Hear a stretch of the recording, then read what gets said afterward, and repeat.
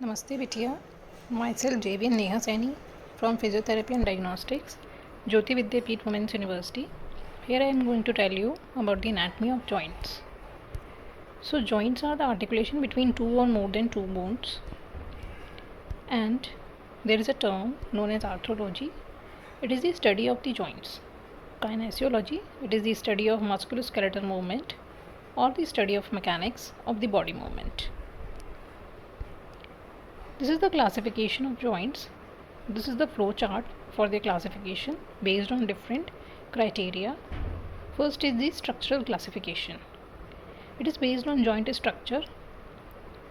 So we have three types of joints: fibrous joint, cartilaginous joint, and synovial joint. Fibrous joints are further subdivided into sutural, syndesmosis, and gomphosis. Cartilaginous joint are further subdivided into synchondrosis and symphysis. Synovial joints, they are also subdivided into ball and socket, cellar, condylar or ellipsoid, hinge, pivot or plane joints. Functional classification of joints, that is based on the degree of mobility. There are three types of joint: synarthrosis, amphiarthrosis and diarthrosis. Synarthrosis are the immovable joint, amphiarthrosis are slightly movable, and diarthrosis are freely movable joints. Regional joints, based on the type of region they are present, there are three types: skull type, which are immovable; vertebral type, which are slightly movable; and limb type, which are freely movable joints. Then on the base of articulating bones, number of articulating bones, there are again three type of joint: simple joint, compound joint and complex joint. In simple joint, two bones are articulating. In compound joint, more than two bones are articulating. In complex joint, there is articular disc is also present between the articulating bones. So this is the classification of joint. So first is fibrous joint. In fibrous joint, the first category is the sutural joint. So sutural joint, these are the immovable fibrous joint that binds the bones of the skull to each other. These are serrate. On the basis of their shape, they are serrated because the shape is zigzag. They appear as interlocking wavy lines. Example: coronal suture, sagittal suture and lambdoid suture. So coronal suture lies between the frontal and the parietal bones. Sagittal suture lies between the parietal bones, and lambdoid suture, this is the suture between the parietal and the occipital bone. Then second type of the sutural joint is lap or squamous suture.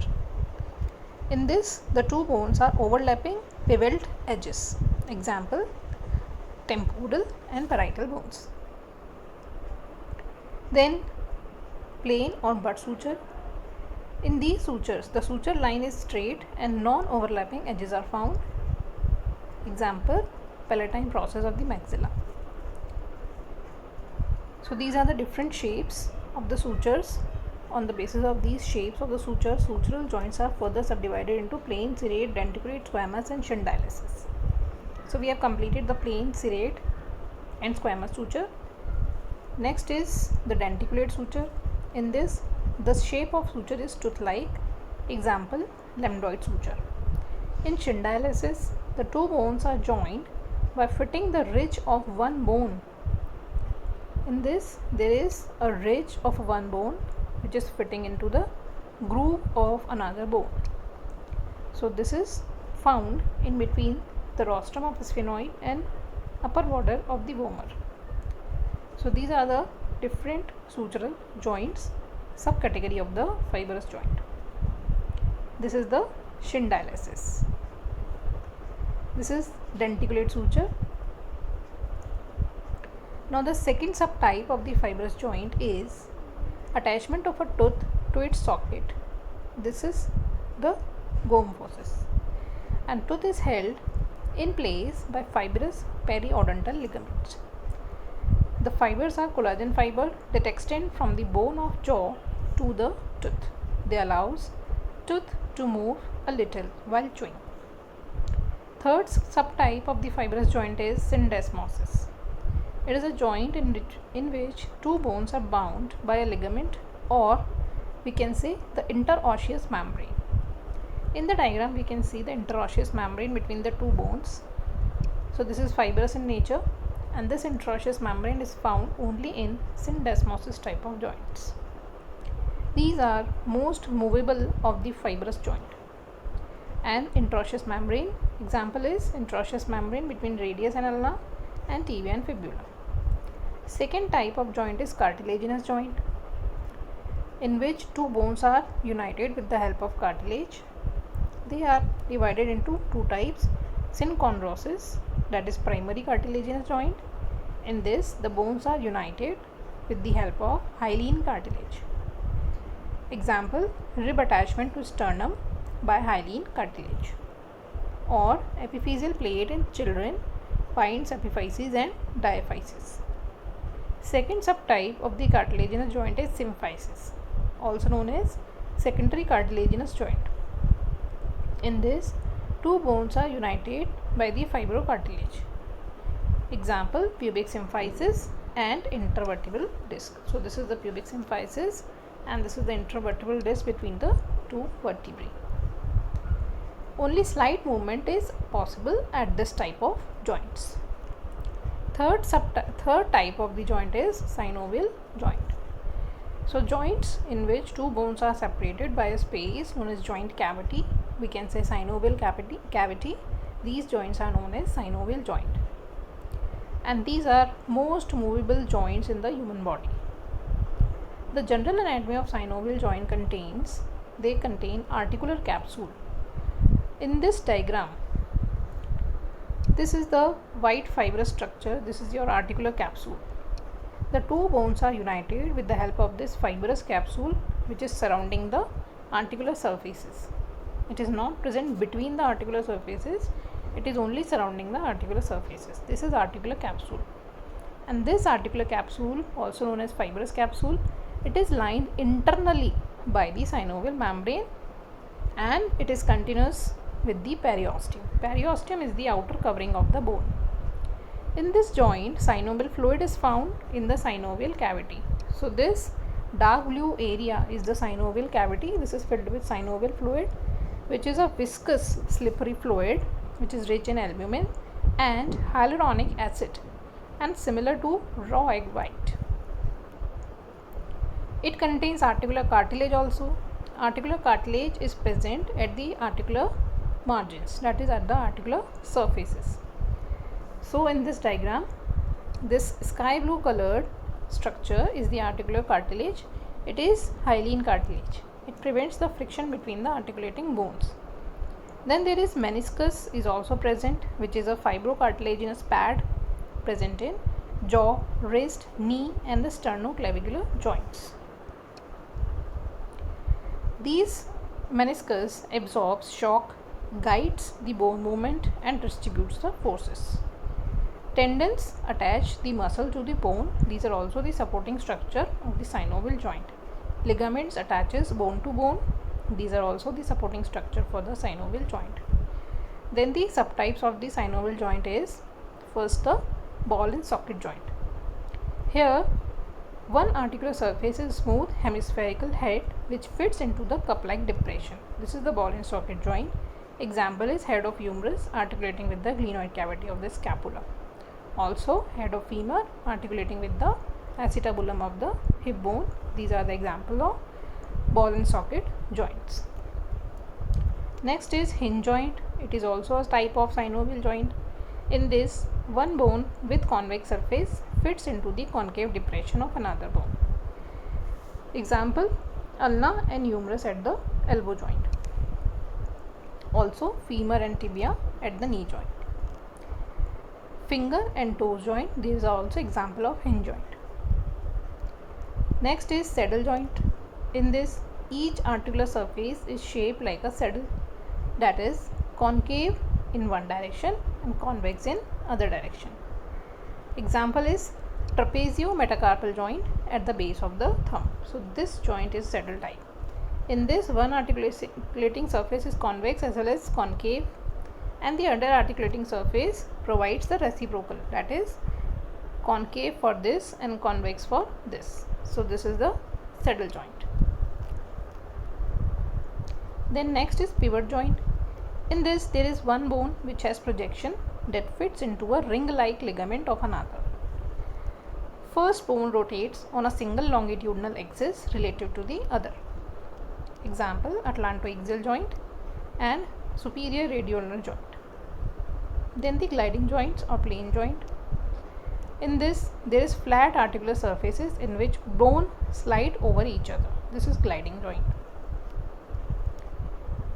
Example is intertarsal or intercarpal joints, that is joint between tarsal bones and joint between carpal bones.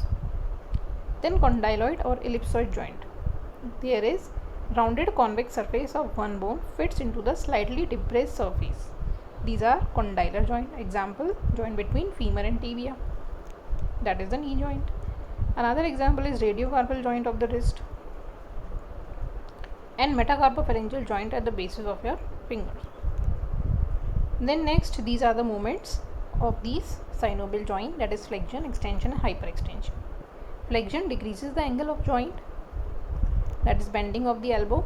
Extension increases the joint between the two articulating surfaces. Hyperextension is extension of a joint beyond 180 degree. So these are forward flexion, forward bending is flexion, backward bending extension, and more extension, that is beyond a particular degree, beyond a particular range, this is hyperextension. Then abduction and adduction. Abduction means movement towards midline of the body and adduction means movement away from the body. Midline of the body is this, dividing the body into right and left halves. So towards midline is adduction, ADD. Away from midline is abduction, ABD, abduction. Then this is the abduction adduction in fingers.